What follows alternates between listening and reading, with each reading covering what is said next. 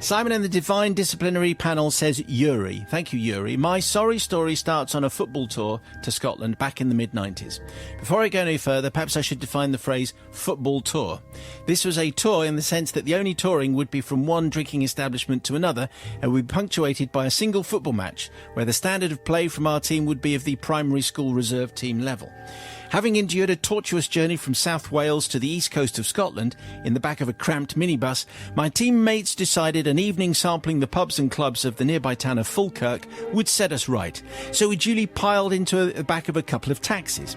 Now, because of the bilingual skills of many of our team members, conversations were often conducted in the language of heaven, or Welsh, as it's also known. A few of us were chatting away when the taxi driver asked if we were from Estonia, who happened to be playing Scotland in a World Cup qualifier in Glasgow the following day.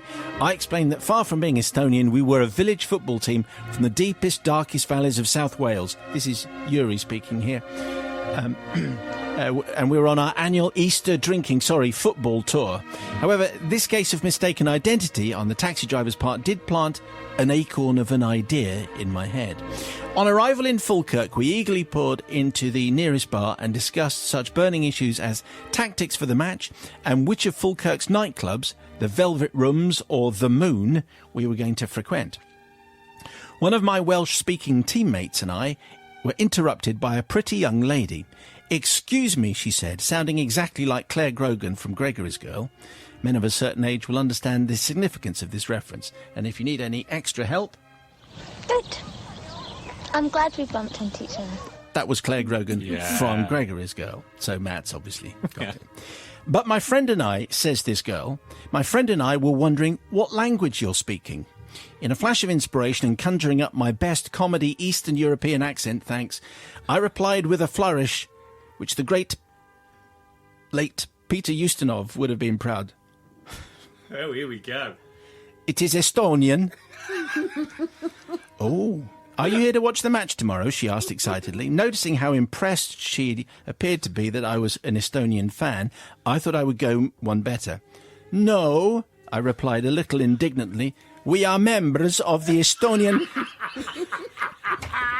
Members. Yeah, go on. We are members of the Estonian national football team. Anyway, you get the drift. Or maybe you don't. A puzzled look fell across her face. Oh, you surprised me. As she stared at the half-empty pint glasses that we were holding. Well, if you're playing tomorrow, she says, should you really be drinking? With inspiration flowing as readily as the beer, I explained that both my friend and I had been sent off in our previous qualifying match, a particularly ill-tempered affair played a few days earlier against neighbouring Slovakia, and as such we were suspended from playing the following day. I've since discovered that Slovakia is about 1,000 miles from Estonia, but anyway, don't let that trouble you. As a result, we decided to go against our manager's orders and stay in the team hotel and had snuck out to enjoy the nightlife of Falkirk. I didn't believe the story myself as the heavily accented words came tumbling out, but the ladies had fallen for it hook, line and sinker. They appeared delighted that they had stumbled on the Estonian equivalent of footballing bad boys George Best and Gaza. As this jake was going so well, I decided to up the comedy value even further at the expense of my teammate. Now, he was something of a suave, smooth talker, and this was the perfect opportunity to leave him speechless, quite literally. Allow me to introduce you to my teammate. This is Igor, I announced, Igor, conjuring up images in my head of a half-witted, hunchbacked henchman in the mould of a Peter Lorre character in a Hammer horror film. Forgive him, he does not speak any English. In fact, he has trouble speaking at all. I will act as a translator for you, I added. Where are we now? I've no idea where this accent is. Estonia! It's like southern Italy. No, it's Estonia next to Transylvania. Anyway, it was Igor that gave me the flavour. So how was it that I spoke perfect English while Igor couldn't speak a single word, they asked. My imagination was now running amok.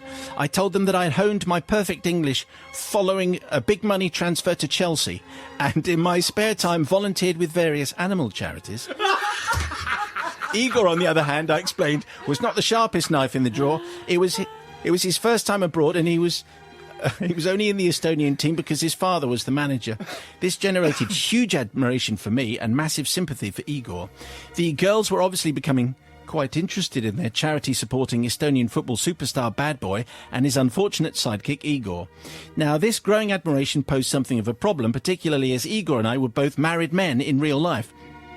In order to avoid any awkward misunderstandings, I opted to come clean to our newfound football groupies.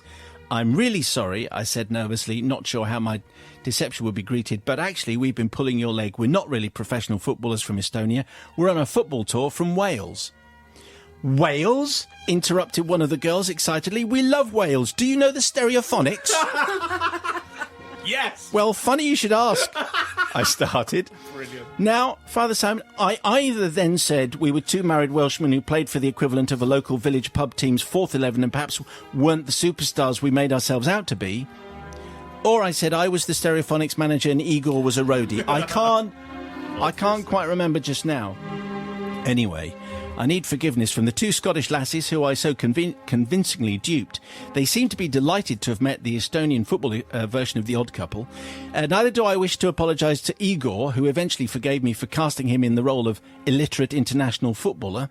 No, I would like to apologise to the entire Estonian nation for my excruciatingly poor accent, me too, which I based on some kind of Russian version. Although I have since found out that the Estonian language is more closely related to Finnish than the Russian.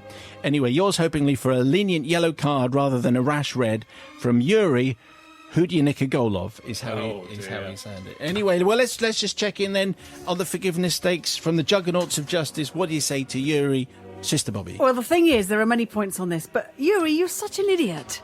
Because being Welsh was enough. I know many a woman that would fall over, and a man actually, that would fall over for even the slight lilt of a Gaelic accent. So being from Wales was enough. You didn't have to be from Estonia. So you're a big twit for that. But it's funny because you talk about confessing. You confessed to the girls that you were from Wales. You didn't confess to the girls that you were married. Well, I think clearly there was. I don't think there was anything to confess to, in as much as they just had some. Yeah, but they were having some fun. Chatty fun. Yeah, chatty fun. But we forgot to say, actually, we're really from Estonia. We won't tell you that we're still married. We'll tell you we're from Wales. So I'm going to say that, Yuri, completely unnecessary. And no, you're not forgiven. Not forgiven. It's your wives you should be asking forgiveness of. Brother Matthew. I think the accent alone means this is going to be the best one we do this week. That was absolutely superb. And the masterstroke there is not only having done the accent and then saying you're footballers, but to say, oh yeah, and I do a lot of work with animal charities as well. That's right. Oh yeah. So I love that, but I think really should have kept it going. I mean, obviously keeping it classy and above board and all those things, but you should have kept it going. So for that reason, I'm not going to forgive, but superb.